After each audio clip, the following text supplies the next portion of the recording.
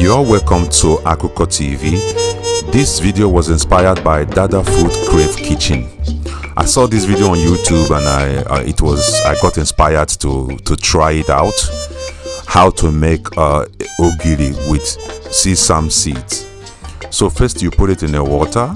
I decided to use a fast cooking pot so that I can cook it for 45 minutes. If you're using a normal pot, you will have to cook it about 2 or 3 hours. So right now it's done. It was about 45 minutes, and you have to check. You have to press the seeds together to see if it's softer. Just like how you check when you are cooking rice, you press it to see if it's softer. So yeah. So I put it, lay it by the side just for the water to dry out. About 5 to 10 minutes that the water dries out. I tried to use a grinder to grind it, and I found that my grinder wasn't strong enough. So I decided to use a porter to manually grind it. So I decided to grind it manually until it gets scratchy. You don't have to grind it completely. You have to just grind it until it gets catchy somehow.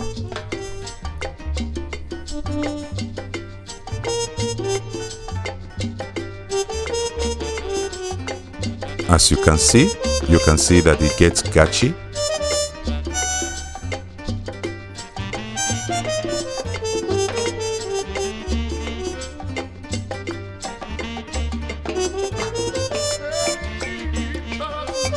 So I take a spoon and put it back so that it doesn't fall out.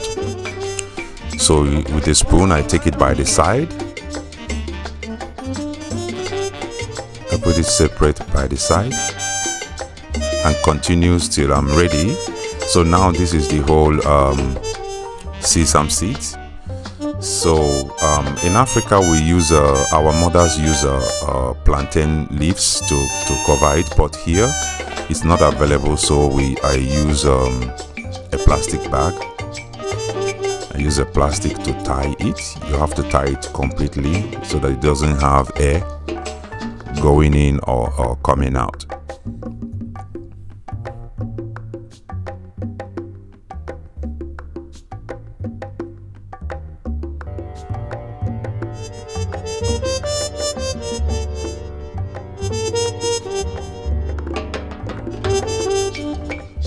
So I trimmed it up with scissors so that it looks clean.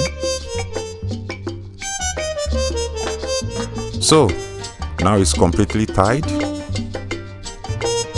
and I continue the process till I made enough balls. So it's just 1 spoon for 1 cooking.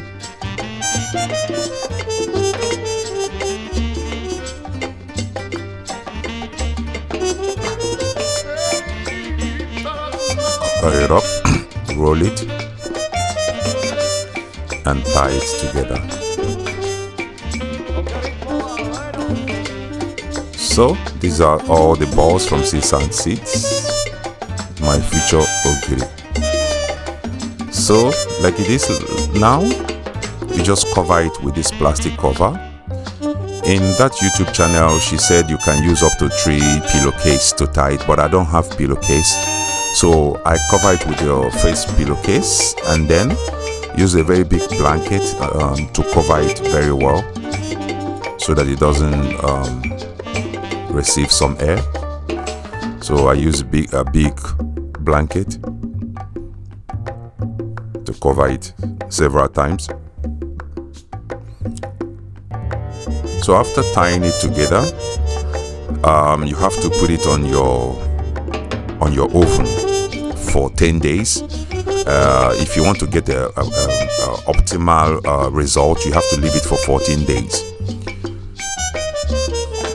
According to the YouTube channel Dada's Crave Kitchen. So I put it in the oven. While it's in the oven, you should not use that oven. You should keep it there. So you see, after 10 days, I brought out one. I was cooking okra soup. So I decided to put it inside of my okra.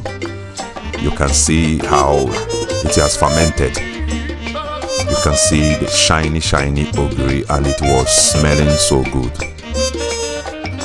You see how shiny it was. It has this kind of oil at the back of it.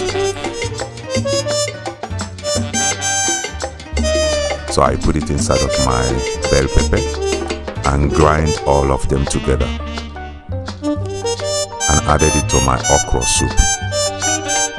It was so delicious. The result was amazing. So in this process, I don't have to go to African shop to buy ogiri anymore. You can make your own ogiri in your own comfort of your house. You can make ogiri. So this is the result. This is me and my daughter eating. So it was very delicious, guys. You can try it out and tag me on it to tell me how the result is. Thank you so much for watching. If you like these videos, click subscription button and also click the bell button so that you know when we come with the new videos. Share my videos to inspire other people. This is Akụkọ TV and my name is Michael Igboanugo signing out. Thanks for watching.